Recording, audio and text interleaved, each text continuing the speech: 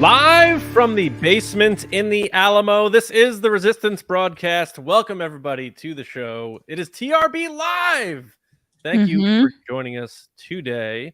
And yes, that was a reference to Pee-wee's Big Adventure. Rest in peace, Paul Reubens. Star Wars fans know him as DJ Rex, right? Yep. Also the tour guide on Star Tours originally. Yeah, I grew up with Pee-wee, so it was I don't know, it felt very existential and weird seeing like that Pee-wee Herman died. You just always felt like that he was always going to be around. It's like one of those things. But welcome to the show, everybody. If you're joining us live, we appreciate it very, very much. Have a good time in the chat. Super chats are available if you want your comment read on the show, but we hope everyone just has a good time. And make sure if you're not yet, for whatever reason, subscribe to the channel or wherever you get this, because a lot of people probably are listening to this on their podcast apps.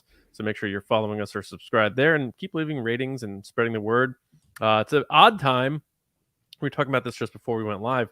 An odd time, to be a Star Wars fan, especially with the strikes going on and everything.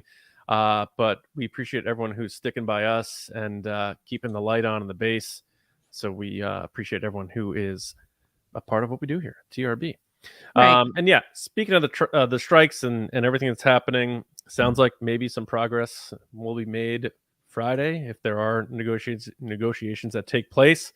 So hopefully all this ends relatively soon and we can get back to full on business. But James and Lacey with me as always. Start things off, guys. Did you see that the visual guide for Dawn of the Republic, Dawn of the Republic visual guide, confirmed that clone trooper that everyone wasn't sure that Tamara Morrison was playing in Obi-Wan was a clone trooper named Nax, who I guess has a bit of a backstory. So that answers any of the mystery. People were like, "Oh, who's that? Is that Captain Rex? Is that this person? Right. This person?" So it could be literally anyone. Is it Rex? It's Nax. That's what I said. No. Like, right. Who's next? Yeah. No, Nax. Oh, okay. But and then you get Tamara Morrison, who's like, I just want to be Boba Fett. Yeah. Oh, Tim. I hope I get he wants. Yeah. I rewatched Obi-Wan the last couple days. The full thing? The full thing. I did the rewatch. What did you think? I kind of had this thought about doing a video where I sort of rant about what's wrong with Obi-Wan. James, we just got a comment the other day from someone saying that we hate Star Wars now, so that makes me laugh. No. James is like, right. Everything I don't like. And I was like, have I really gotten to that point? And I'm like, no, I don't think so. I think we're just at a weird point in Star Wars where we're being honest, like everybody else.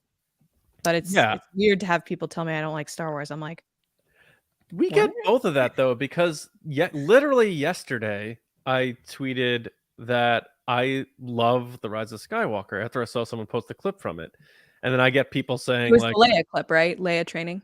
Yeah, and it's someone, like, people were commenting like the just bored losers who don't even follow me. They find my tweet and they're like, "Oh, I bet you do that for free passes to Galaxy's Edge." I'm like, how dumb. Honestly, I wish I got free passes to Galaxy's Edge. Disney World and Disneyland are not cheap. But I want that guy to meet the guy who's like, "Do you guys even like Star Wars anymore?" And figure out what we are and let us know. Yeah.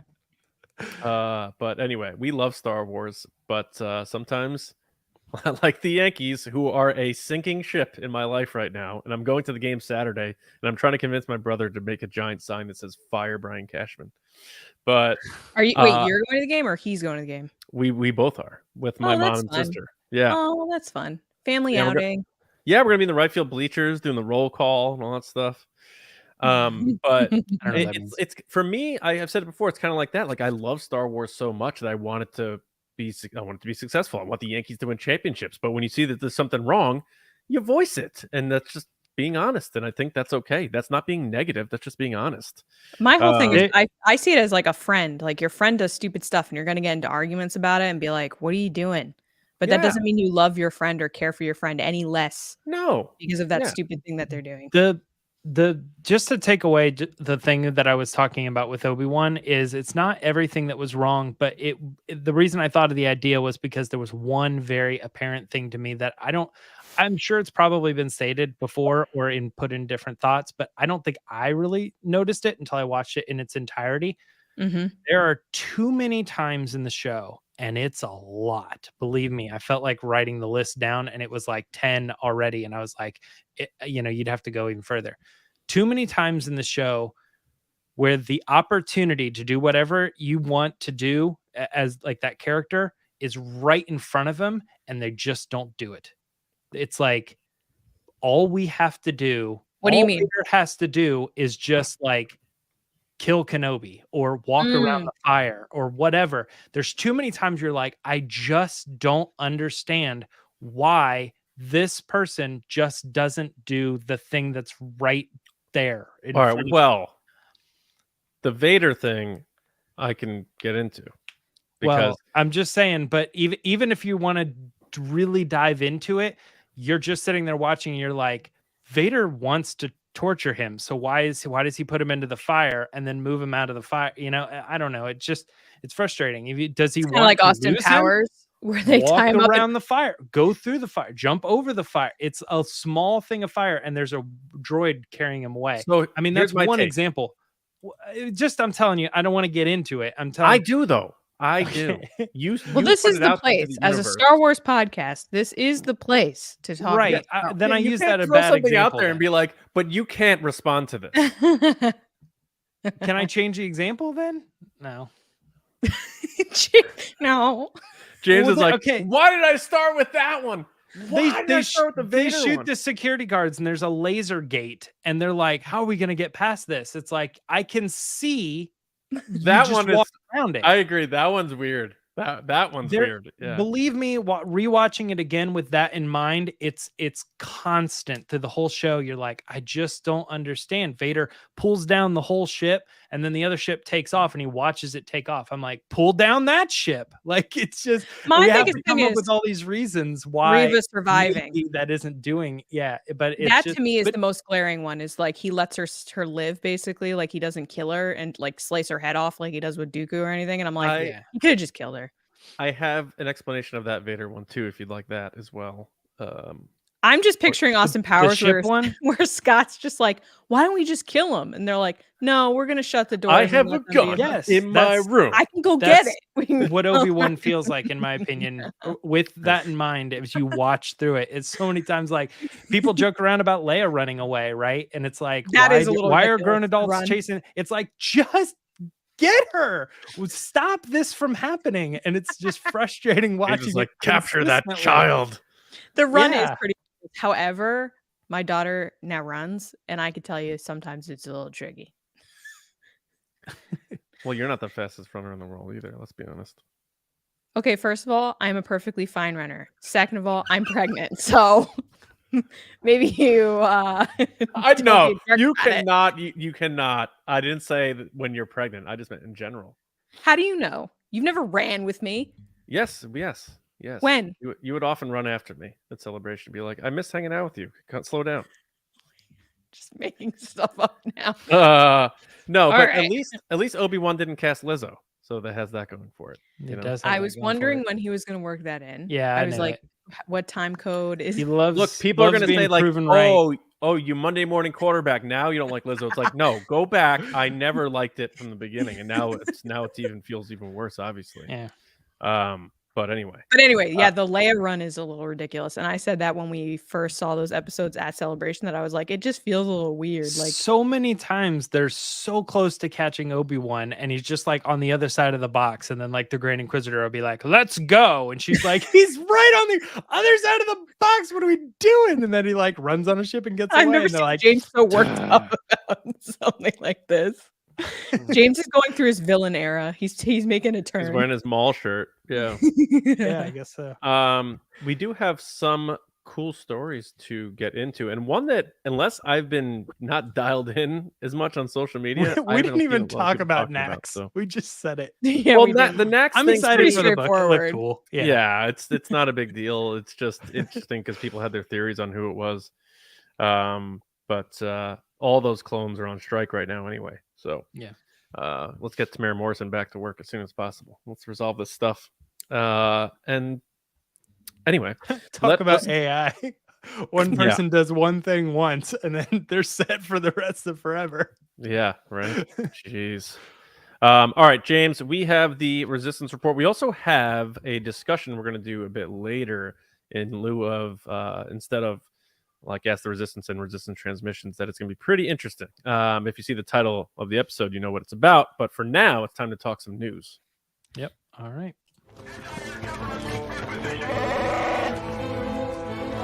It's the Resistance.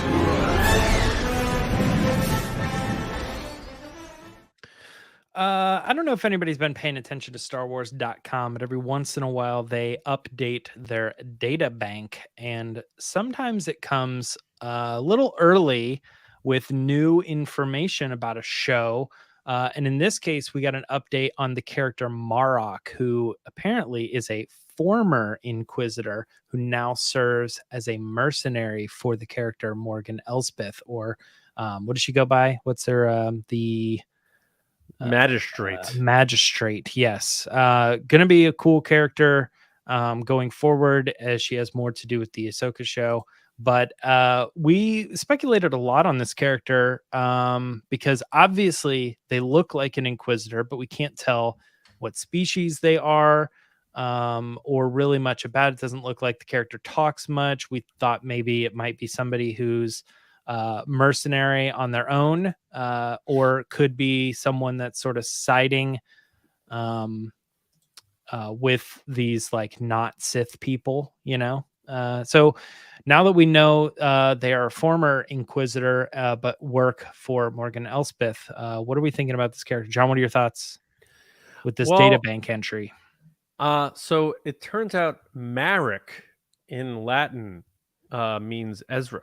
So I think this confirms that this is indeed Ezra Bridger.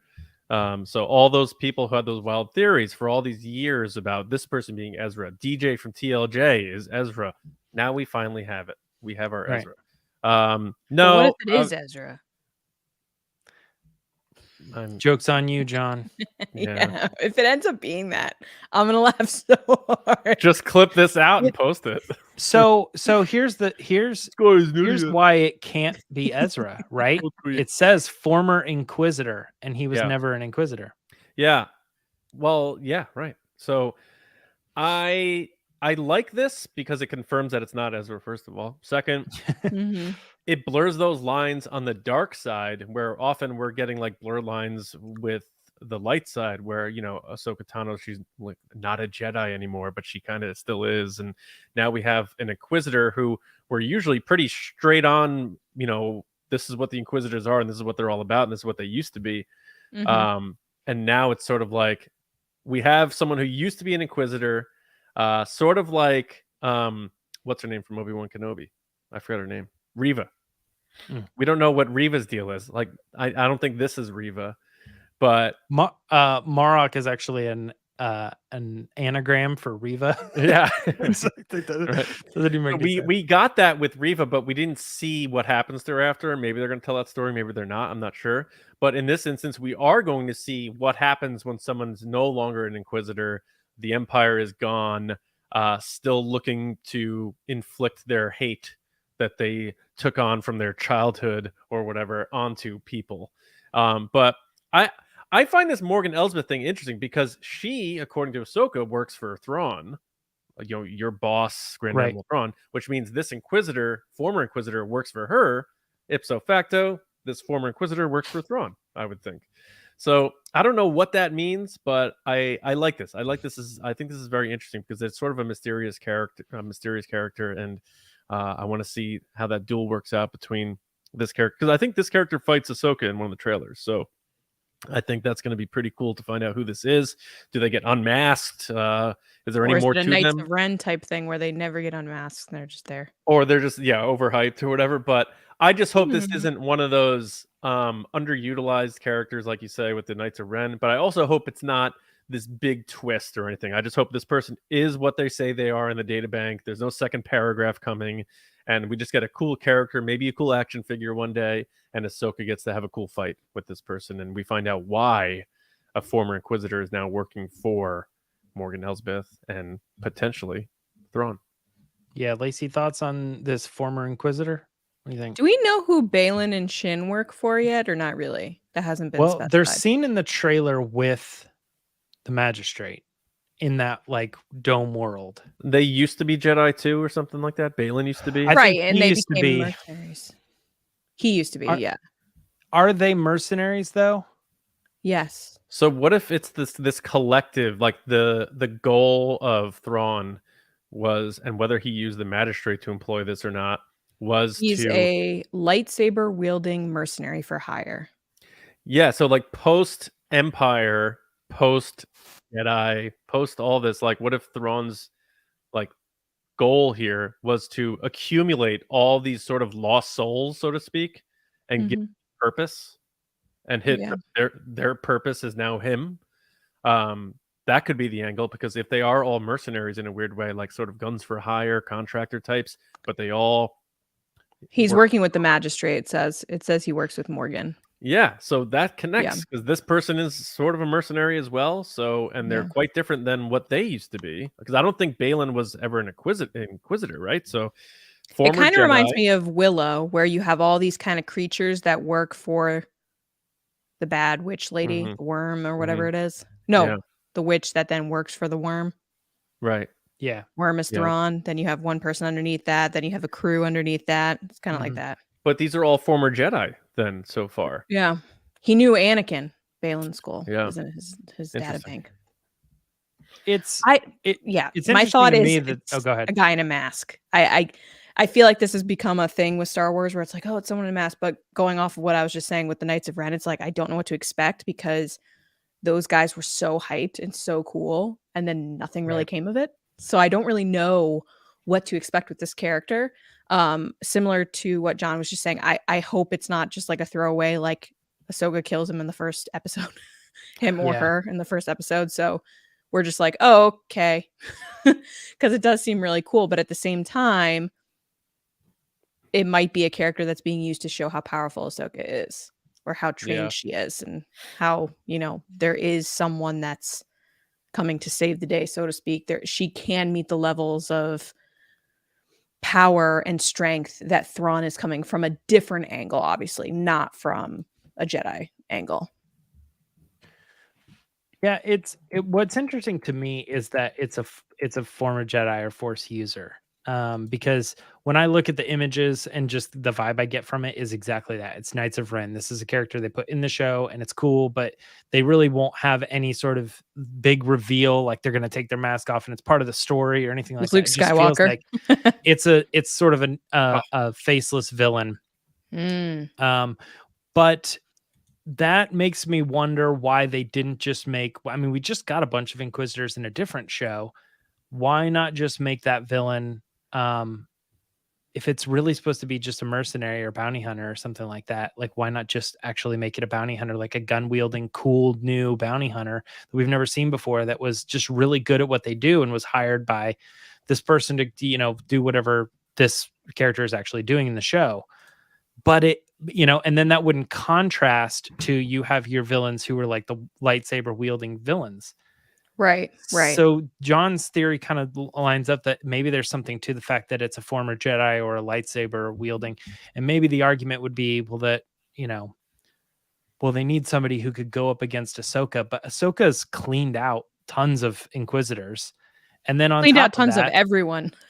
True. But on top of that too, like if you're creating a new character, like you could make that bounty hunter really good and make that bounty hunter really give Ahsoka a run for her money. But what Magistrate has hired lots of people. She even has those like Magna Guard things, which look like it's the first episode. And she's like sent those things out to like, she had the spear that goes against lightsabers, the Beskar steel spear. So there must be a reason why she thinks Jedi keep coming after her, because she's hiring people that battle Jedi. She's arming herself with Jedi proof weapons. And she's never going to be one that makes all the decisions. Thrawn's ordering her, as far as we believe Ahsoka's research, you know, what Mhm. she said, like, I'm looking for your Mhm. boss, Grand Admiral Thrawn. Mhm. Thrawn doesn't seem like the type he's such a calculated person. He plans things out ahead like a chess match. He's not just Mhm. going to employ someone and be like, do it. Yeah, handle it how you usually do. Mhm. We'll figure it out. So my thing is he's ordering her, all right, you got to make sure we stock you up with people who could defeat, fend off Jedi, because the Jedi just ended the Empire. This Jedi kid killed the Emperor, killed Vader, Yeah.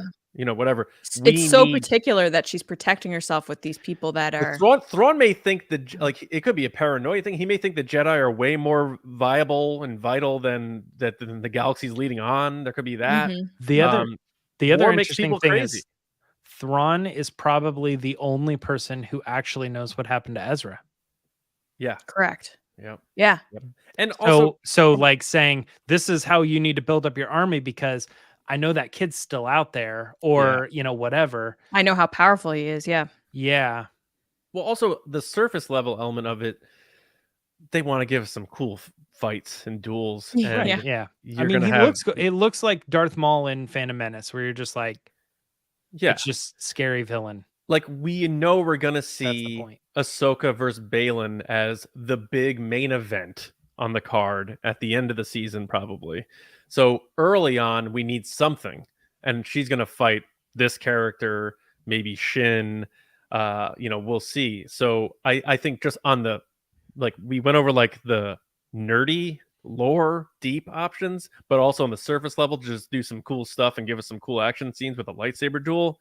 I think Right. that's a great point, a great place to put this versus like a gun-toting, you know, sniper or something.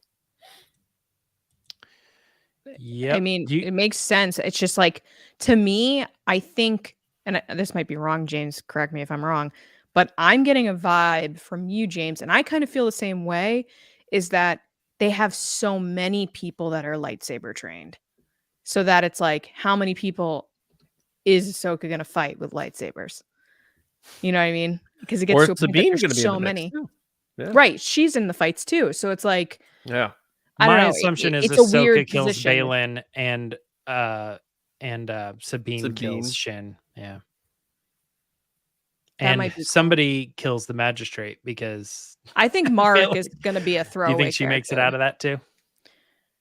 Who, the magistrate? I think the magistrate's Yeah. going to stick around only because they've already discussed season 2. So they I kind of could need her to kind. Yeah, I could also see Thrawn like using up, like getting everything he needs to out of Elsbeth, and then when he feels like she's of no worth to him, like killing her or having her Oh, killed. he kills her? Oh, yeah. That's because he is ruthless. They say Yeah. that in his And like, description. you know all my secrets. I've exhausted you as a resource. Yeah, kind of like Good night. mob style. Or like, yeah, Yeah.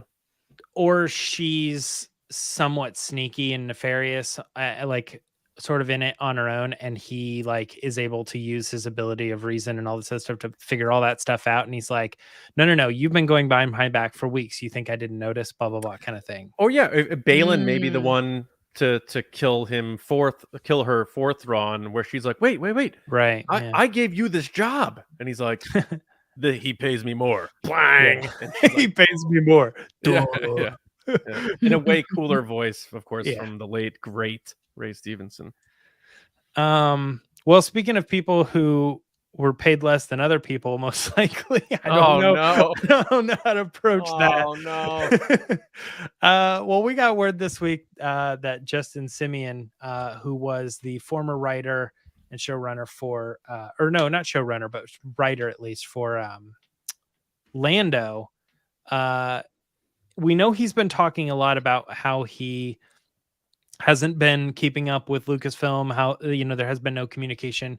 But then when that story ran about Donald Glover and his brother writing the show, and they're not going to be moving forward with Justin, he found that out via social media. That's how disconnected he was from Lucasfilm. So I'm going to start with Lacey on this one. What are your thoughts on? I don't even know what to say. It's not really the firing of, but it's like the way ghosting that the whole thing was handled with this person. Yeah, Lucasfilm / Disney totally ghosted this guy. Is that a haunted Um, mansion joke? It isn't, but now that you're saying it, I did that on purpose. Um, no, it's crazy. And when we talked about the story last week, when we were like, oh, he's talking about on the red carpet of the Haunted Mansion about how he doesn't know what's going on with Lucasfilm, and then literally we found out that night, or the week before we were talking about that. Then that last week we found out about Donald Glover and his brother, and we were like, oh, this is great. But I think we all collectively know that show business, the way it operates is you're in and then you're out. Look at Damon Lindelof. Like, you're working on something, you put all your love into it, and then they're like, you gotta go. It's not an unknown thing, but the way that this has been carried out has been very sketchy and very weird, because you have Justin, who was announced with the show in a photo of the Millennium Falcon during Investor Day 2020, when we were all freaking out collectively. We were like, oh my God, this is so much content. We finally felt like we were getting the Marvel treatment. We were getting all these shows and upcoming things, and the basically 5 to 10 year plan for Lucasfilm, probably more like 5, and he was part of this. And I remember the three of us collectively were very confused because they didn't announce it with Billy Dee Williams or Donald Glover. And we were like, well, clearly that's the solo version of Millennium Falcon. It's all brand new. So it has to be Donald Glover, but he's not attached to it. And then this past spring, we're hearing quotes from Donald Glover saying, I got to feel good about it. I got to feel like it's worth my time. If there's one thing I've learned about COVID, it's like making the most of your time and valuing what you're doing. And if I don't care about it, I'm not going to do it. So, James, I'm going to let you chime in about what you kind of discovered yourself this past week after this came out, because I feel like you had a really good point last week and you were like, maybe I was right, ? But it sucks, and to see that the way he found out about this was through social media and him sharing it to his Instagram story, being like, by the way, this is how I'm finding out right now. This is me finding out. It's just not good. It looks bad on everyone involved. It looks bad on Lucasfilm, Disney, even Donald Glover. Because if you're Donald Glover and you were even in talks with this person or not, you think that you would at least give them a heads up. He read it. He knew that somebody else had this script, Right. I'm saying even if you haven't come face to face with Justin, you would still give them a heads up. I'm agreeing with you. Like, Donald Glover knew this guy was attached. He read his script. He, and he agrees to rewrite it, but at no point. But I mean, I don't know. I mean, that's like Donald saying, "I'll take the part," and then leaving that up to somebody else. Like, maybe Donald Glover has a statement here soon that's going to be like, "I didn't know that they didn't tell him. I assumed that it was all handled properly." Yeah. But Danny makes a good point in the comments. Thanks, Danny. She said, Investor Day has become my trigger word. Well, speaking of comments, we do have a super chat. You want to get to that real quick? We do. So before we continue this conversation, I do want to give a shout out to Diamond Figs. Thank you so much for the super chat, which, by the way, if you guys aren't following Diamond Figs on Instagram, you should be, because they do an amazing job cutting together like basically the hottest takes in Star Wars from all different people, George Lucas, Dave Filoni, this kind of stuff, and they cut them into like really bite-sized, wonderful minute or short videos that are easy to take in. And I know the three of us have shared their stuff before, so it's like diamond clips. Yeah. So thank you for the super chat. And they said, love this chat. The Ahsoka hype is real. I'm a big fan of y'all's. Keep killing it. You keep killing it. Thank you so much. We appreciate that. Thank you. But I know Diamond Figs had shared a bunch of this stuff about George Lucas that we were talking about with his comments about studios and whatnot. So thank you so much for the super chat. We really appreciate it. But yeah, thank you. Yeah, Jedi Force Podcast said such a Lando move. It is kind of a Lando Donald Glover to kind of take this show, but at the same That's time, a good point. But at the same time, I don't blame Donald. It's not his responsibility, but at the same time, like, maybe give him a heads up, because this is just bad taste. But that's on Disney and Lucasfilm, and I just feel so bad for this guy, because he said openly that he put a lot of creativity. He only heard good feedback. Everyone loved it. And as a human being, you have to think like, wow, that would make me feel terrible. If you did all this work, you did all these things, and everyone's giving you good feedback, and then years later, you're being told via an Instagram post that, nah, you're out. Like that. Kathleen Kennedy is sort of the Lando in this situation, because it's like, she invites Justin Simeon over for dinner, and he walks into the room, and there's Donald Glover, and he's like, "I'm sorry." She didn't even do that though. He arrived just before you did. Yeah. Justin she Simeon's didn't- like, "I'm sorry too." Yeah. She didn't even do that though. She didn't even send the invite. She just No, stopped I know. talking I'm just to him. going for the old Empire What- reference, but What Lacey was talking about is, when the story dropped that he found out on social media, I wrote to our private chat. I was like, man, the more that comes out about this, I feel like my conspiracy theories on how this all was being handled is more and more right. Because over the past couple weeks, I had been saying, like, I think they read this and they were nice. They're like, "Oh, it's great. We can't wait to work with you," and all this stuff. And then, like, behind his back, they're like, "This thing kind of stinks." Donald, Or did you read Donald it? didn't Yeah. like it. Or Yeah. and it's like this isn't what we want for the show at all, and Mhm. they just never told him. And he's had no communication with them while they're privately like, "Dude, we're just gonna rewrite this thing. We're gonna figure it out." Donald, "Oh, you and Steven, you're gonna do it? Okay, cool. That's great." Look, totally, and just not communicating with him. And then it's probably just been down to Donald saying, "I'll do it. We'll do it," but it's like we're going to need some time to finish up everything else that I'm doing, and it's probably going to be a year or two from now before I'm actually available. I wasn't planning on rewriting the show and doing all this extra work with it. That's why I Right. agreed to it in the first place. But Yeah. after reading that, no, I'm not going to sign on if you're going to make me do that. I don't like that. So that's where they're at, and that's why we probably haven't heard anything, because Donald just being like, "Yeah, I'm in talks, but it's got to be right. We got, we can't do something bad," which is like the script we read. Yeah. We don't like it. And all that to be said too is like, I don't really know what the reviews are on Haunted Mansion, but it's that same thing that has been said time and time again on this podcast, is like, if someone's brought on to a project and in between the announcement and the release of that project, they put out something else that's not well received, especially if it's on Disney camp, like they can see it, they can see what's going on with it. I don't think people like the Haunted Mansion or the way that it's going there either. And so they're like, I think "We can't this have was guy made do long Star before Wars." that though, but I agree with you, James. I'm sure that played into it. I mean, even if it was the script for Yeah. Haunted Mansion that was written 2 years ago, right. if I remember correctly, he said they were going to take a little bit of time off so that he could work on Haunted Mansion. They were like, "Cool." And then, like, during that same time, they're like, Going over here. weighing all their options. They're like, "I don't think this is going to work out." So that was Yeah. my hot take. But what are you thinking, John?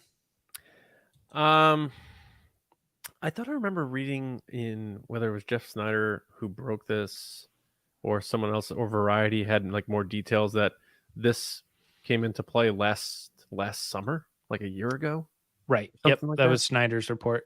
Yeah. So that there they you go actually there. were working with Donald a year ago. Let's not forget that Lucasfilm probably didn't want to reveal this. So like reporters got the information and Snyder puts it out. Doesn't mean it's not true, of course, because he's been right about almost everything he's been reporting. But Lucasfilm's probably like, "Oh crap!" As soon as this came out, we never told Simeon that he's out because we were still seeing if this is going to work with Glover, and they probably were spinning too many plates. Someone gets that. That's the thing about Lucasfilm. There's this antiquated like belief that they can protect their information. They can't, and they have to like be more forthright. Take the risks behind the scenes where you say like, "Sorry, Justin, you're out. We're going to see what Donald brings to the table for his own show. If it doesn't work out, fine. But you can't have someone finding out he is no longer on a project 3 years later after it's announced, when he was working on it even a year or two before that." So you're talking about 5 years. This guy's thinking he's investing his time, career, soul, a part of his soul into this show, to find out online. Like, that's Where else horrible. did this happen? This was not the first time somebody else found, and I feel like it was Star Wars related. They found out they were not coming back or something online. It was in Tim. a story. Oh, Boba Tamara Fett. Morrison, maybe that he wasn't in. Yeah. He In he Mando? found out after they'd wrapped filming. He was like, "Oh, I was waiting on a call and they never called me." Yeah, that Yeah. could have been it. But He was like, "I'm waiting over here. Hi." and Justin Simeon, like he is taking the classy route, and he's like still rooting for Donald and Steven to do a great job with this show him. and all that stuff. Now, Yeah. he's probably so pissed off at Disney First of all, I don't even think Haunted Mansion was marketed all that well. I don't know if it's good or not. I hope it does well Why enough didn't they for him, wait? but I still don't understand why they didn't wait for Halloween. that too, but he has to be pissed at Disney, which means the Lando show is going from enemies to Glovers, apparently. You're so ridiculous. I'm gonna take a random stab at that Halloween thing. I think they knew it was bad, and they knew that whatever's coming out around Halloween time was gonna win. So they're gonna put it out now when they have no I know, it's just so Halloween weird, though. competition. I know, but even then with the competition, I agree with you, James. I think that's a good point. But I feel like even with the competition of what's coming out around Halloween, that's just a Halloween related movie. So like you have more people that are like, hey, I'm in the Halloween mood. I'm gonna go see this Halloween movie. 100%. 100%. It's really bad because like I immediately put myself in his shoes and I'm like, if I was working on something like this and it was like a dream job project for me and I was so passionate about it, and then to find out this way, it stinks. And especially if they move forward with like some of his ideas, but not all of his ideas. Oh yeah. You know what? And I hate to harp on the wrong thing, but I have another idea why they're releasing it now is because Disney Plus's release of it is probably more important. So it will come out on Disney Plus around Halloween, and they could probably get some generation around that streaming service. I don't know. I'm stretching, but I'm trying to make it make sense. Yeah, it's all very strange. It's Mandoween. Mandoween changed the release date of Haunted Mansion. It's a bummer to hear that that's how he found out, and he obviously would not post that unless that was true. And I'm glad he did post that because he took the classy route by saying he is rooting for Donald and Steven, and I believe he is. But he managed his own PR, like he took it into his own. Like he didn't wait for someone else to ask him. I'm glad he said it because that is bringing something that's problematic behind the scenes to the surface and letting fans, we again root for Star Wars real hard, but we've been critical of Lucasfilm and how they handle stuff, and it allows people who just say everything's great and you're over exaggerating this critique and whatever to see like this guy was completely blindsided, and it's just like it sucks. I feel horrible for him. It's terrible. Yeah, but I do believe that the show's in good hands, though. I do think we are going to get this series. I do think it's going to be good. My only hope is that this looks like the real avenue for a potential follow-up for Solo. So I hope if it's a season or 2 seasons or whatever it is, you get some Han and Chewie in the mix there, and we get to sort of get that closure, because all those loose threads like Kira, Maul, all that stuff would be a great place to do in the Lando show, because really Lando's a supporting character for Star Wars, and I think peppering in other storylines around what's happening in his life would be a smart way to go, but we'll see. Yeah, this all of this got me to start Atlanta at least, and I hear that it's pretty good. I'm almost through the first season now, so I just kind of wanted to see what the two of them writing for his portrayal of a character. You know what I mean? And he also has that Community movie that he's working on. He's in the Community movie too. I never saw. I think I watched like half of. He's great. Community, he's hilarious. Yeah. Oh my god, he's so good. Well, I'm starting to believe what people say about us not liking Star Wars anymore, because we're going to talk about this from a certain point of view. Jeez. What is this guy talking about? Which one of us is going to like this? Which one of us is going to have a great time? James is wilding tonight. He's going wild. No, we know that from a certain point of view, Return of the Jedi book is coming out, and Del Rey did their excerpts. They did a bunch of them, where, it says like, this is the character that this author is writing. Here's a small little excerpt to kind of give you an idea of all the different stories that we're going to be covering. If you don't know, I'm sure everybody watching this knows, but for the 40th anniversary of the movie, they do 40 stories by 40 different authors from 40 perspectives of characters, anything sentient, I assume, in Star Wars. Right. We've gotten one book for New Hope, another one for Empire Strikes Back, and this is the, at least for now, final one, until we get ones for prequels maybe. But I don't particularly care for these stories. anytime that I have, like, I read the first one and I think I read segments of the second one, but anytime, even the stuff that I feel like is kind of important, it gets made fun of too often as being just such an insignificant, weird thing that they did for that, that it's not even really worth talking about. And for the most part, I find that most of the stories are just kind of exactly that, like a sort of who cares, pseudo canon. And in a lot of cases too, it feels, and maybe I'll leave this for John, but it's sort of a too many cooks in the kitchen to write Star Wars. Like now all of a sudden there's too many perspectives. And that goes with a lot of the books and comics that have been happening for a while. Sans maybe High Republic, because there's been sort of a core group of people who've been writing a lot of it. So they're kind of staying structural there. But yeah, I don't know. John, what are your thoughts on some of the new segments and the book, this book coming out? So I have the one from the New Hope. I have that one too. Yeah, the New New York Comic-Con. Comic-Con exclusive. It's signed by Pablo and I think Jason Fry. What year did that come out? I think they came out. Well, would You know have been 2017 because it was. Yeah. So that, it's wild when John's holding up that book. That means John and I were both at New York Comic-Con and buying that book, but didn't know each other. Right. Well, you knew me, but I didn't know you. No, I didn't. Didn't you know that you were like, oh, that guy's at the TLJ premiere? Remember? Yeah, but I said that guy. I don't know who you are. Oh, I said so you were that like who. that guy. But the point of that story is, I don't know who this guy is. I don't know why he's there, but I'm gonna be there. But it was me. And little did you know. Listen, Yeah. I got to be careful with this because I don't want to make people like feel like that I'm attacking them, that they got this opportunity and stuff. I'm happy that people got a chance to write a short story in these books.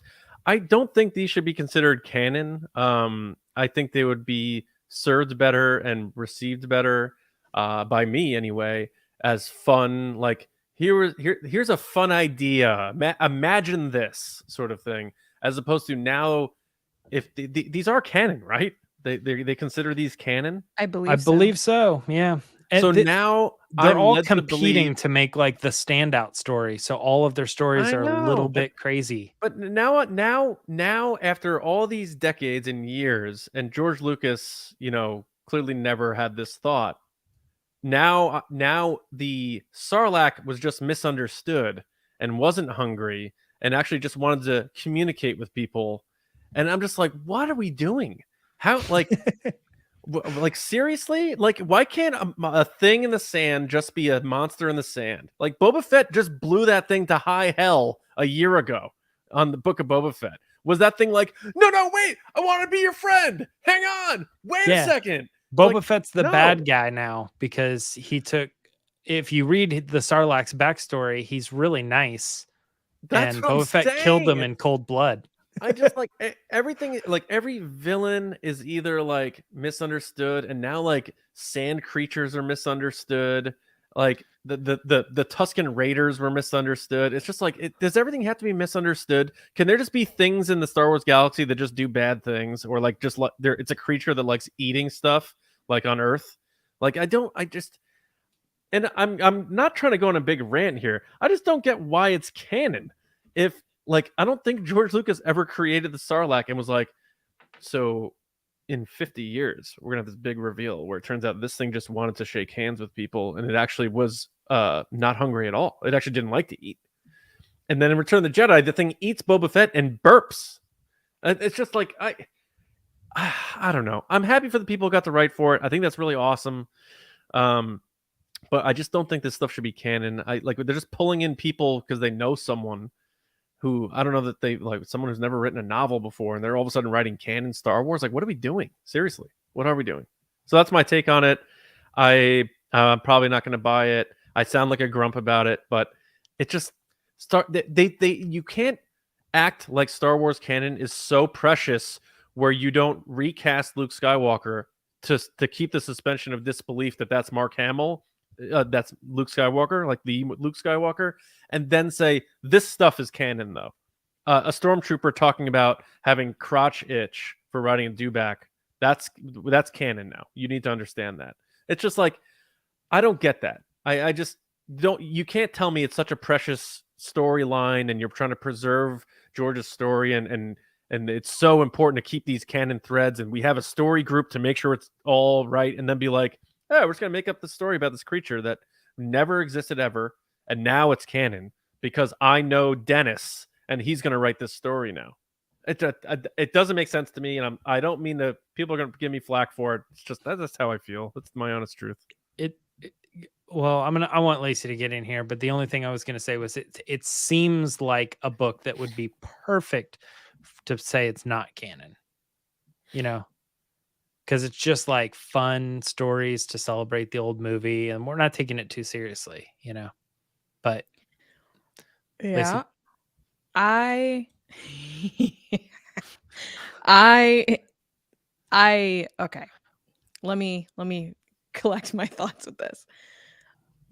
These stories, I think, are a fun collection of stories for people to enjoy that care about them. I think there's a group of fans that really like these kind of weird, quirky stories, which I appreciate on a level of like, if that's what you love, if you love these kinds of things, the High Republic, like all these other books that I don't gravitate towards, I'm happy for you. And I'm happy that you're getting these stories, and the people that are excited about their stories are getting to tell them. I think that's the baseline of where I am.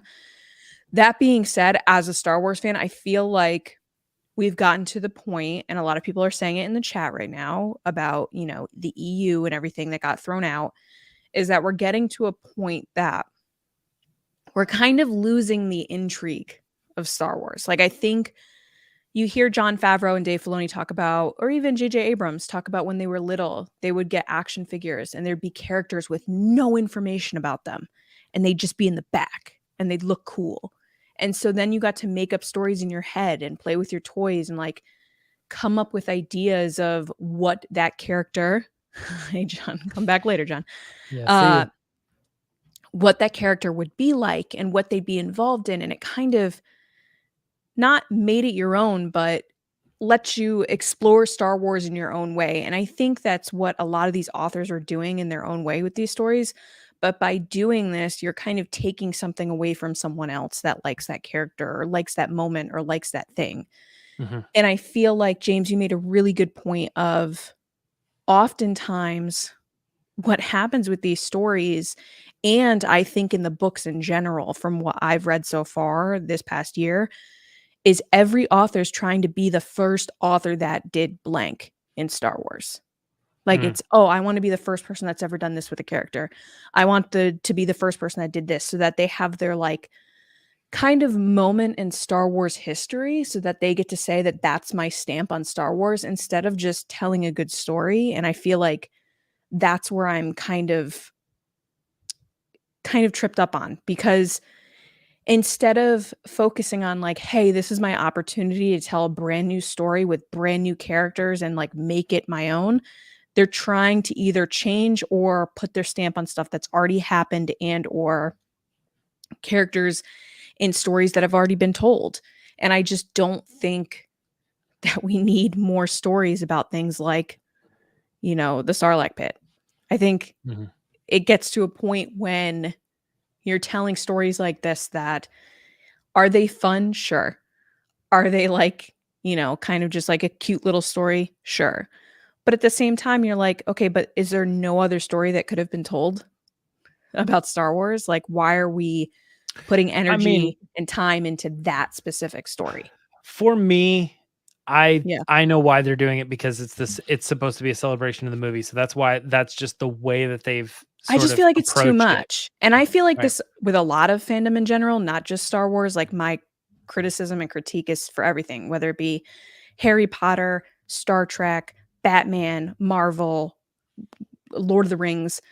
I feel like we've spent, and this is probably going to lead into our discussion in a little bit, I feel like creators, as in storytellers,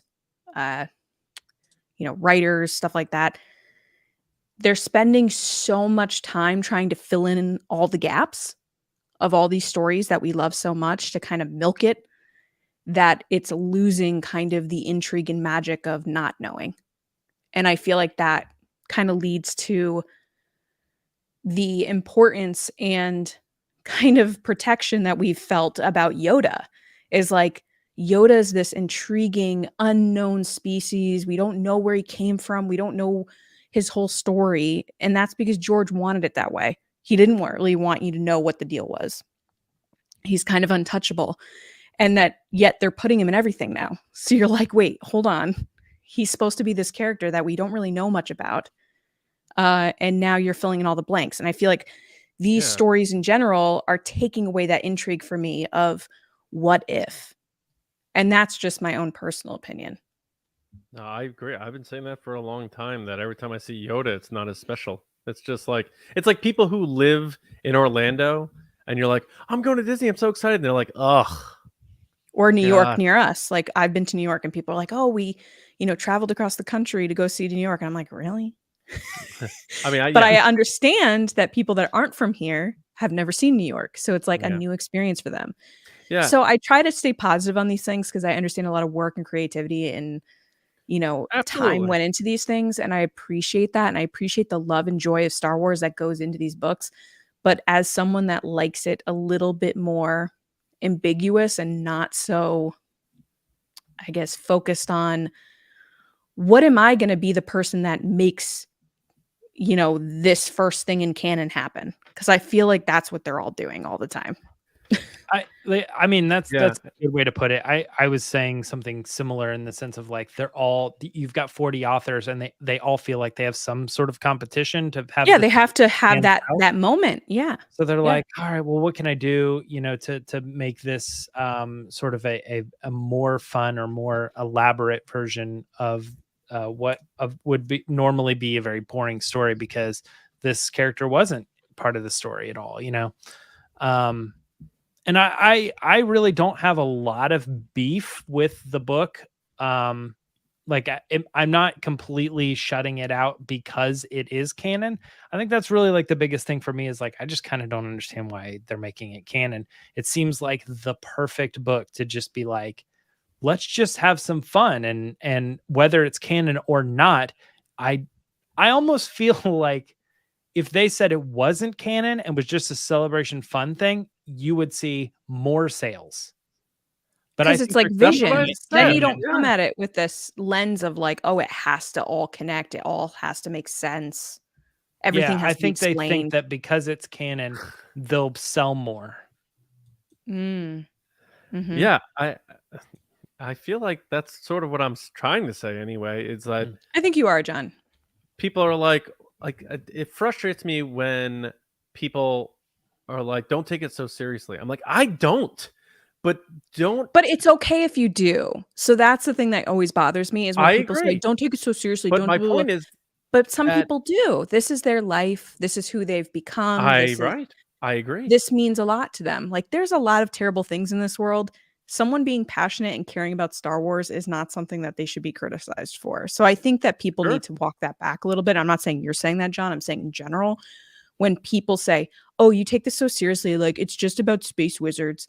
And like, I've said that to people when they're literally telling me to like, go die. Like, that's one thing. But if someone's telling you like, hey, I don't like this book, and you're like, it's not that serious. Like, okay, they're allowed to not like things, and they're allowed to have criticisms about something they really care about. They clearly take canon very seriously at Lucasfilm. They have entire departments to make sure that these stories make sense. Right. So for me, you can't do that and then say like, we're just going to pull these people in, and this person who wrote this book knows somebody, so they're going to just let them write this story, and it's also going to be canon. And this whole canon thing, it's like, so what George Lucas wrote in 1977 is just as canon as this story that this guy who's never written before just wrote. And that to me doesn't make sense. That's all I'm saying. So yeah. I think we can put a bow on this story.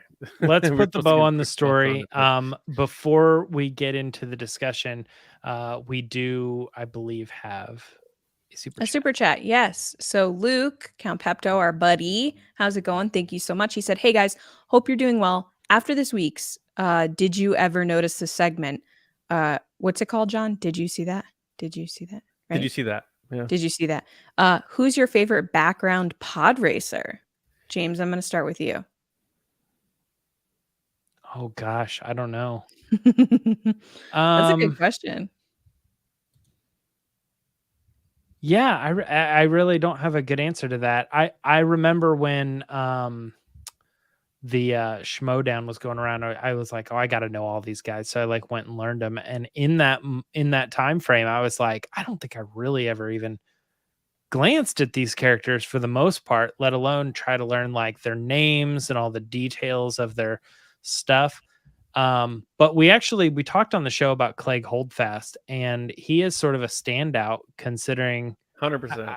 Yeah. Is that yours too? Yeah. Yeah. There's just something about the way that he just seemed, he didn't seem like a character we had seen before. You know, there's a couple other ones that just feel like we've seen someone like that before, but this one, he kind of has this like, I would to him, love a Clegg Holdfast figure or something, because his swagger is unmatched.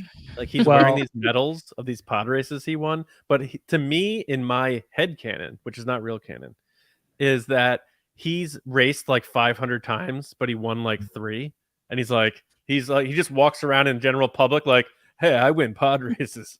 I wear these all the time.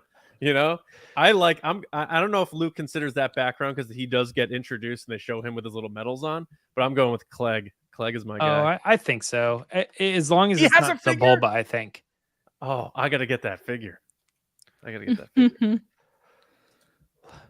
Lacey? I wasn't a part of this Monday episode, which, guys, if you haven't listened, go back. These guys did a great job. I don't know what counts as a background. Like anybody but Anakin? Or Sebulba, anybody but Anakin or Sebulba. I like Ben Quadraneros. I just think he's so funny. Yeah, I like Ben. Yeah, he always made me laugh. He definitely does have a toy, John. I gotta get that. All right, cool. John's a collector now. Luke, no, you just made John a collector. There's a box with 1, 2, 3, 4, 5 or 6 pod racer pilots. Like, it was just all of them. Oh, so it looks like an old one though. I'm gonna have to pick up a Clegg Holdfast. Go on eBay. eBay it up. Dud Bolt. Yeah. I just bought something on eBay. I never buy things on eBay, but I bought this Bret Hart figure. Oh my gosh, I remember that. I used to have all these wrestling figures, but I never got the Bret Hart one. And now that I'm adult, I'm like, I'm gonna own that to like rectify my youth.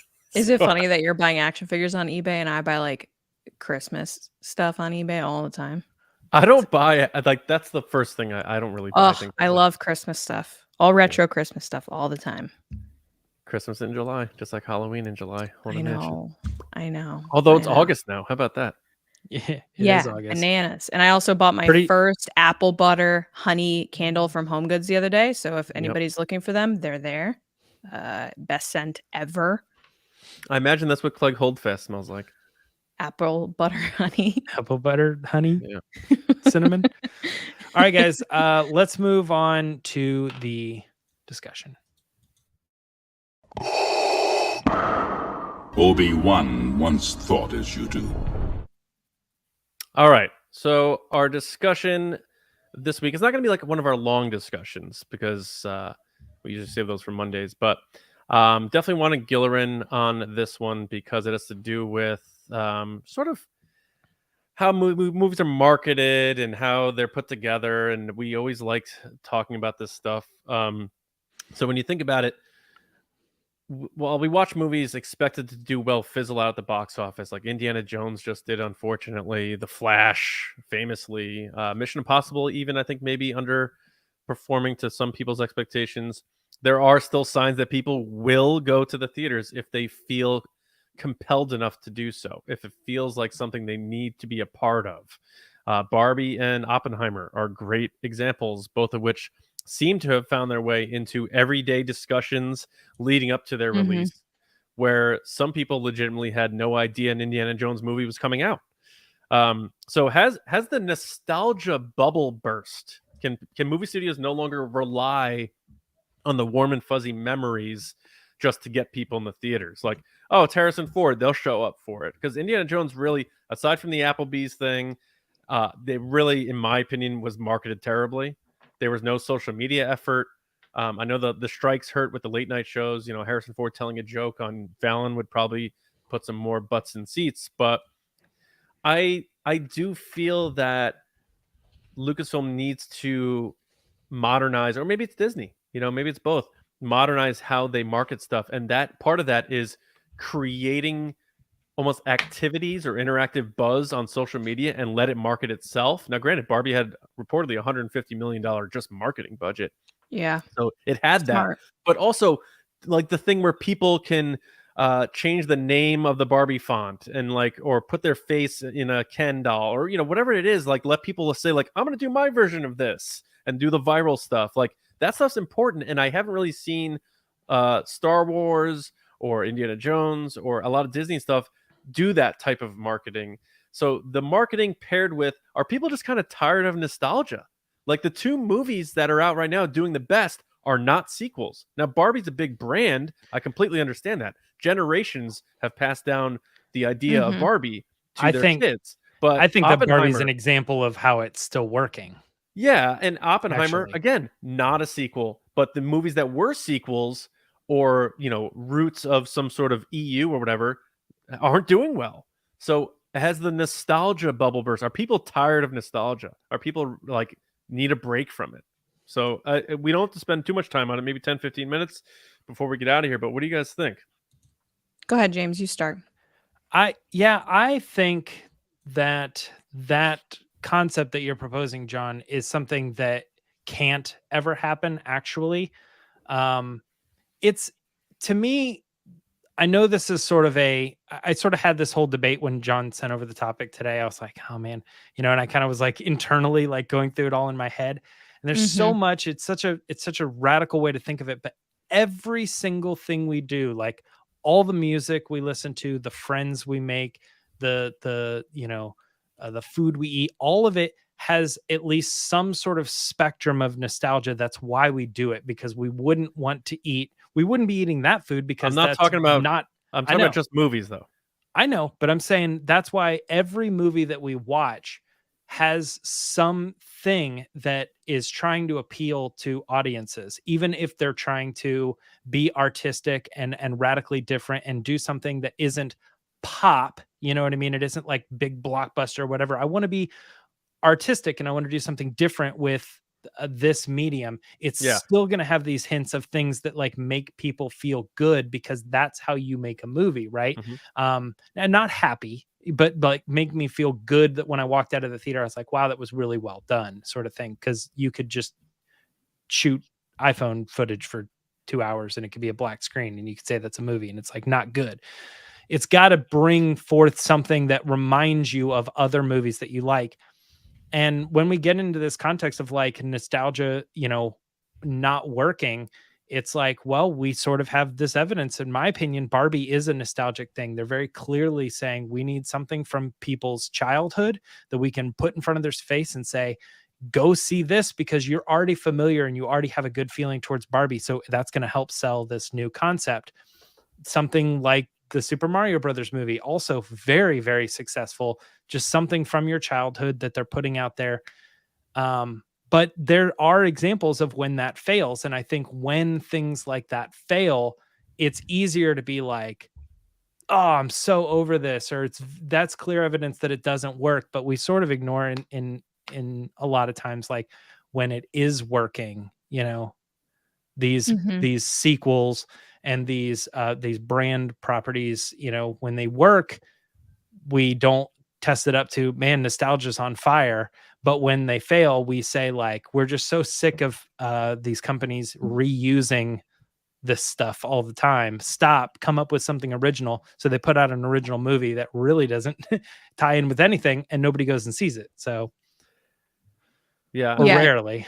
I'm going to toss to Lacey, but I think it pairs like nostalgia does work, but you also need to market what you're doing and not rely on marketing. Nostalgia definitely is a different decision. That's why I wanted to get Lacey in here, because that's a big, you know, passion of hers. So Lacey, what do you think in terms of the It's a passion project. The nostalgia element, or do you feel like fans are sort of getting over that, or more importantly, do studios need to stop just relying on that and need to aggressively still reach fans? Yeah, I think this came up in our last discussion about basically banking on older Star Wars characters and like legacy characters. And I think that plays into this nostalgia conversation. I think the reason The Force Awakens did so good is because, first of all, it's a great movie. But second of all, because it had Harrison Ford, Mark Hamill, Carrie Fisher, all back again. Chewbacca, R2-D2, that's what they played up in the trailers. That's what they played up in the marketing. I think that there's something there that people were like, oh my gosh, Star Wars is back. So they truly banked on nostalgia and fan service and stuff like that. However, as time has gone on with Star Wars, and I think with other things within Disney, whether it be Toy Story or Frozen or Indiana Jones, I think they've fallen too much on the, oh, well, everybody loves this character. Everybody's going to go because they love this character. And Marvel too. And what they're starting to see is with everything going on, all the different content from TV shows, movies, what have you, you have to make an effort to market these things because people are picking and choosing what they're going to watch. And more of the times than not, people are choosing the things that other people are saying they're going to watch. Word of mouth is what people are saying. And the way that people are seeing things word of mouth wise or getting buzz about things is on social media, is through marketing campaigns. The whole Barbie Oppenheimer thing started as a joke. It was like these two complete polar opposite types of movies are coming out on the same day. What an awesome double feature. That was the first thing that was said about these movies. And it turned into the meme with, you know, the purple house, pink house next to the black house on the beach. And they're like, this is what they should have done to market it. And nobody's happier than the people who were behind the marketing of Oppenheimer. Right. Because they're like, they did nothing. Dude, yeah. They did nothing. That movie would have done so much less if it wasn't for Barbie. And fans connecting the two movies together to bring them both up. And I think that Barbie has shown that regardless of having a recognizable IP like Barbie, everybody knows who Barbie is. And I think there is a little bit of like, oh, I love Barbie, I'm going to go see it. It still came down to the majority of people that went to see it were people that were like, oh, I heard this was awesome, or people have been talking about it for weeks, so I want to be a part of that. It's the whole FOMO thing. Like, they eventized it, yeah, I want to go see both these movies. Oh, I want to get dressed up. Like, people were sharing pictures and talking about how they're planning their outfits for Barbie and like dressing up as Barbies. People want to feel like they're part of a community and feel like they have this sense of belonging. I mean, that's why we do this podcast with you guys and talk about Star Wars every week. That's what people ultimately want to get out of things. Right. And Barbie created that. They created that through their own cast. They created that through the marketing. And they lucked out through such good marketing, which I think the trailers really did a good job, that they generated such kind of a cultural moment around this movie that regardless whether you wanted to see it or not, you wanted to see it so that you felt like you were in the know. And I feel like Disney and Star Wars in general have not done that in a while. Like, they didn't do that for Obi-Wan. They did it a little bit for Mandalorian, I would say. Probably season 2 more than season 3. I feel like season 2, like, after people got into it late, were like, oh my God, Mandalorian's back. Grogu, Baby Yoda's back. And it was like this big momentous occasion with toys and all this other stuff. And I feel like they've really decided not to do that anymore. And I know that I've read articles with execs from Disney Studios specifically talking about their plans about marketing and how they like kick it off 6 weeks out. They do a couple trailers, they do a premiere, and they basically call it a day.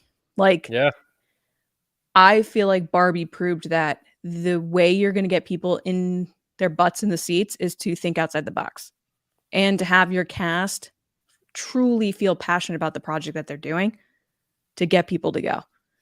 Yeah, I agree. I 100% agree with the marketing that Lucasfilm has been doing, and specifically like some big, whether it's Lucasfilm or not, some big movie properties are doing compared to other movies that are doing their marketing better.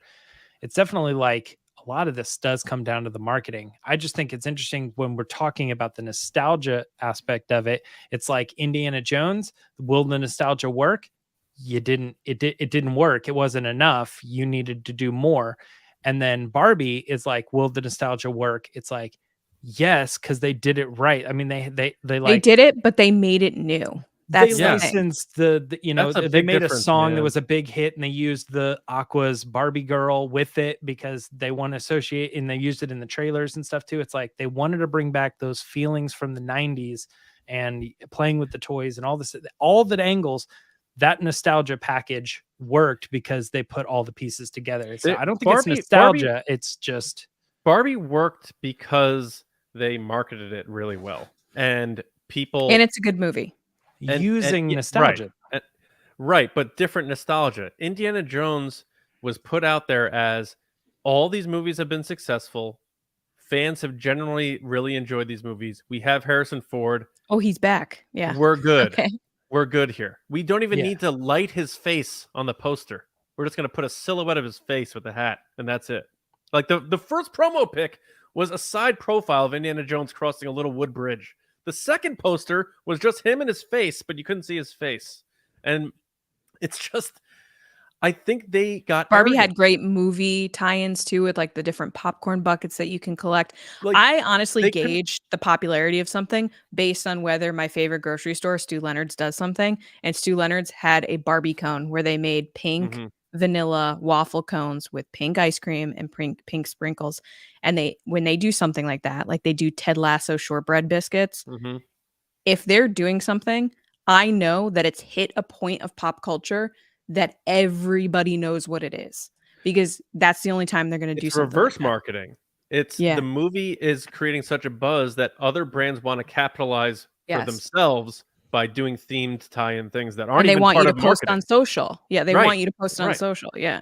When you get to the point where fans are doing the marketing because they feel involved in it, and they get to like pose as Barbie or put their name in the Barbie font box or was a genius idea. The box that you get to stand in the movie theater. Yeah. Indiana Jones did none of that. Like, remember, like how bad, I mean, it's on record how bad Solo was marketed. It's just, there's this, in so many ways, I feel like Lucasfilm and Disney are antiquated in how their approaches to some of this stuff.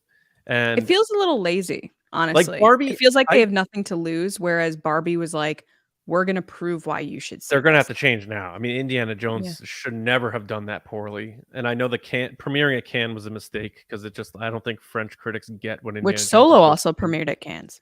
Yeah. And James, I do agree that there is nostalgia with Barbie, but like my mom grew up with Barbie, and I don't think she would have been like, I'm going to go see Barbie, this new Barbie movie, because I grew up with Barbie dolls and had Barbie ornaments. I mean, maybe not your mom, but I personally guarantee that was happening to an extent to a lot of people. But the marketing of this movie is why you're seeing this thing approach $1 billion. But because there have been a lot of movies that have come out tied to famous brands that just tank. Because my point is it clearly is the marketing, but it's the use of nostalgia. They're both using nostalgia equally, but one is trying to utilize it with good marketing, and the other one is hoping that the nostalgia alone is there. It's not that we're tired of nostalgia, it's that we need that nostalgia delivered to us properly in order to work. Fresh. So that we're missing out. That's the big thing. Is once you get to the point that people feel like, I want to be a part of this, I'm going to miss out on this thing. Yeah. That's when you know you've gotten people, which the Oppen Barbieheimer thing was the event that weekend that everyone was like, oh, I'm going to go do this. I'm going to go spend 6 hours in a movie theater because I want to be able to say I did this. Right. And like Top Gun Maverick made a ton of money. Word of mouth. It definitely relied on nostalgia, but there was word of mouth for it. And the way they marketed it about saying like we were all up in these planes, and they did all those specials, and you saw Miles Teller talking about how he was passing out in the cockpit. They have people talking about how physical and real this all was. Like that was all part of it. Because if they just put out a Top Gun 2, and if they didn't do much else, it wouldn't have made $1.6 billion. It's just there's a cocktail that needs to be made, and it's doing something good, obviously, getting good word of mouth, doing excellent marketing, getting your stars out there in the faces of the people. And you can't I think they finally, I hope that they finally realize you can't just say, remember this, come back again one more time. Yeah. I think honestly, one of the best things for Barbie was the cast because they were so into it. And even further than that, they all took on the role from the moment they started the press tour stuff. Like Ryan Gosling was wearing pink everywhere he went. Margot Ryan Robbie, Gosling's amazing. He was Yeah. great He's for the always Blade good. Runner with Harrison Ford. I mean, Yeah. the marketing specifically, like when he's doing No, that press- movie made no money, but yeah. I know, but his interactions with him, and then before that, there was the He's very charming. Russell Crowe. Yeah. They did stuff for the Nice Guys, for yeah. Nice Guys. They- It was so good. Like Yeah. he's awesome as a person to be your buddy on a Yeah. on a tour like that. Yeah. But I just think Barbie created such an event around it through all the different aspects. I think one of the most brilliant things that they did was every event Margot Robbie went to, she dressed as a different Barbie. Yep. So that you were paying attention to like, which Barbie is she going to be today? Collect What them Barbie is she all. gonna... Right. Always looked- And she was wearing all the different... Yeah, she Yeah. always looked amazing. She always does because she's gorgeous. Yeah. But yeah, she had a different Barbie outfit, which then encouraged others to dress up too. So you Yeah. saw entertainment journalists being Barbies. You Yep. saw the whole announcement of Barbie where they came out with that social media campaign where you put your own picture in the graphic and say this Right. Barbie is blank. Yeah. They made it so shareable, so community based that you wanted to be a part of it. And I think that that's what's missing with Lucasfilm Disney is like people are seeing these movies and shows for Star Wars as transactions, as I'm going to go watch this, I'm going to go talk about it, and then I'm never going to talk about it again. Barbie Yeah. is still remaining strong because they've created this thing around it where it's like people are like, oh, I'm making this my personality. Like some people really have. They really enjoy Barbie and they talk about it and they're dressing in 100%. pink and they're having fun and they picked and choose different brands and stuff to work with that, like James was saying, accentuated the nostalgia in a way that was new and creative, but also was like, oh my God, I remember having something Right. like that when I was little. Yeah. Yep. 100%. It's interesting what they're going to do going forward. I think Indiana Jones had to have been a wake up call because you got the I greatest can't believe that star of movie all with time. Harrison Ford. Yeah. You got the greatest movie star of all time. The movie was actually very good. It's clearly the last one, so it's like come see Indiana Jones for the last time, and it's made $350 million. It's just Which crazy. is currently sitting less than Solo. It might Yeah. beat it, but Solo made more money than Indiana Jones. Yeah, it's a bummer, and I hope it's a wake up call because again, we want this stuff to succeed because we love it, and so I hope they, whatever they got to do to get with the times. Same thing with the Yankees. But oh my God, I could do a whole episode on Barbie marketing. They killed it. It is, people have been saying it in the chat, and I totally agree. It was a masterclass in marketing and social media marketing, digital It doesn't marketing. have to be soon. Maybe just do something for the channel one day and Maybe do a I will. special video about it. Yeah. Although I have to laugh, people are giving John a hard time at our reaction to the Barbie trailer video on YouTube, where people are like, "See, John made so much money, you're an idiot." But that's not fair because I said this. This is what I said.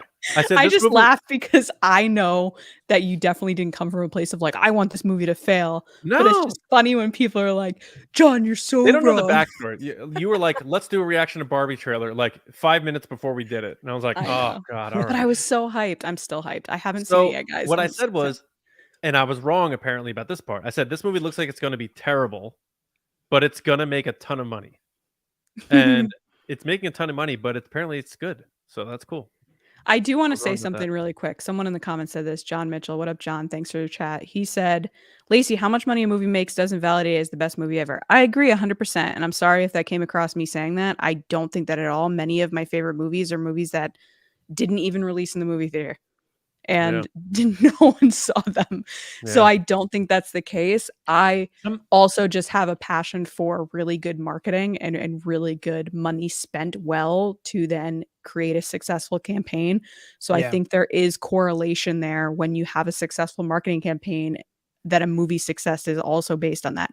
I do believe that Barbie's done so well because of the marketing, but also because it's a very good movie. Absolutely. Yeah. If it wasn't a good movie, nobody would see it. The number one metric for a movie in Hollywood is always how much money did it make, and that determines whether the conversation is around whether it was a success or not.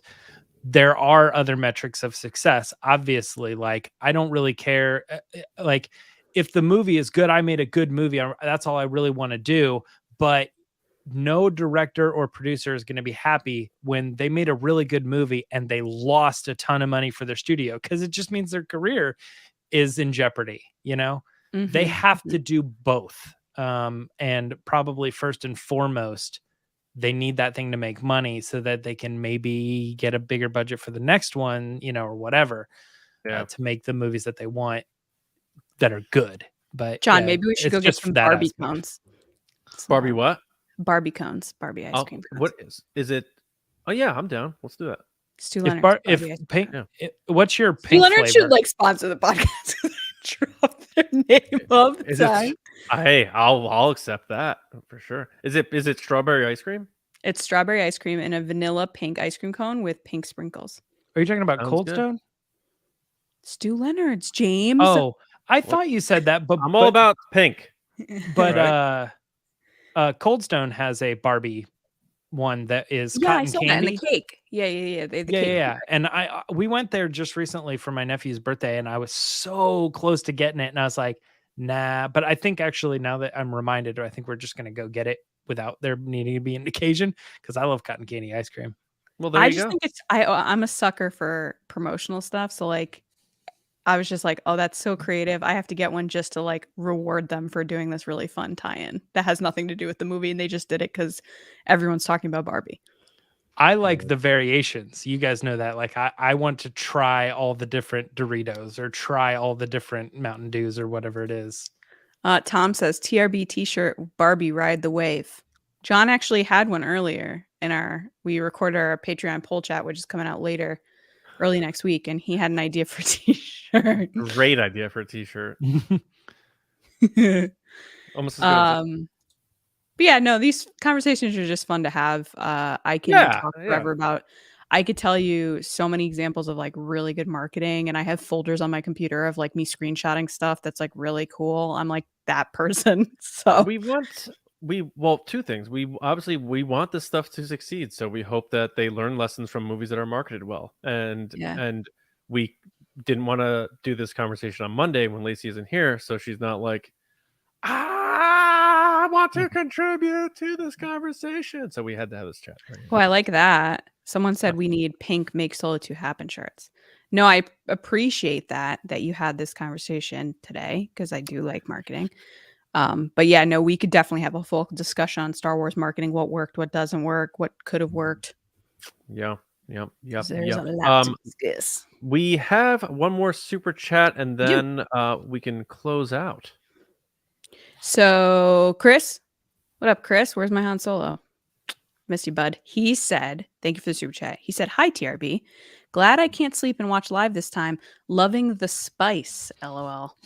You always love the spice, Chris. Wait till you see the poll chat. Yeah, the poll chat. Oh, I could talk hours with you about the previous topics. May the force. I know you can. Chris, you are a joy to listen to, because I know you're always going to give me the straightforward, blunt truth of whatever is going on. So thank you for the super chat. We really appreciate it.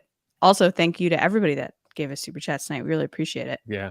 And yes, thank you to everybody for listening and watching and just being a part of TRB in any capacity.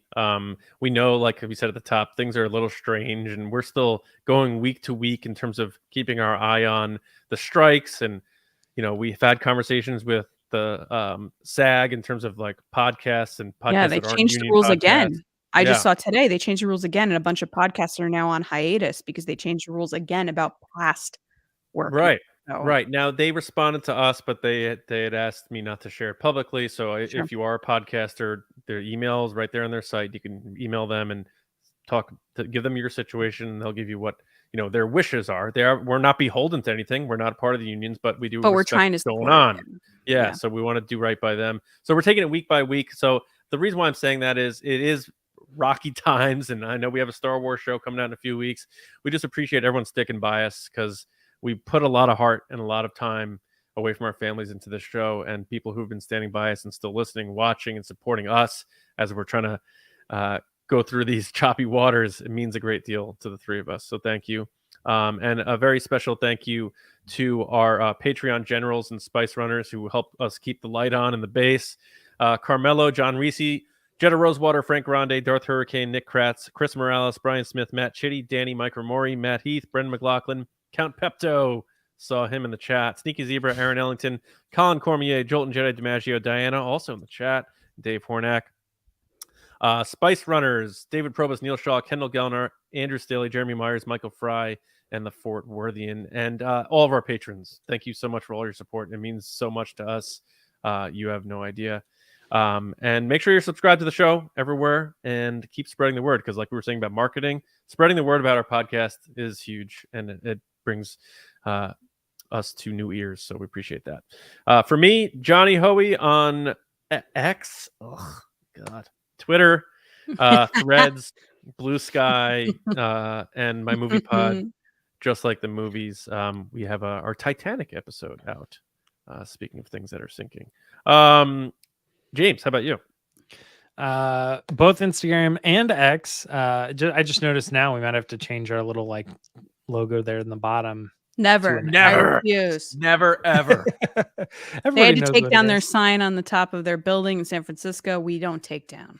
No. Never. Yeah. I mean, if you still go to the website, talking about marketing your product, good or bad. Terrible. Someone was pointing out how the home button is still a birdhouse, and they don't think that Elon has realized that. You go to Twitter, it's still twitter.com/home. It's yeah. I mean, guys, let me go into. They're gonna fix it all, I could go into many a tale about why all of this is a terrible idea, including losing billions of dollars in market research and brand reputation. Look, if people know me well, they know I'm a huge Fran Drescher fan, so I'm supporting everything that she does in this fight. Lacey, where are you at on social medias? Wait, what? What does it have to do with X? Oh, I'm just talking about strikes. Oh, circling back. Yeah, circling back. Fight against AI. Yeah.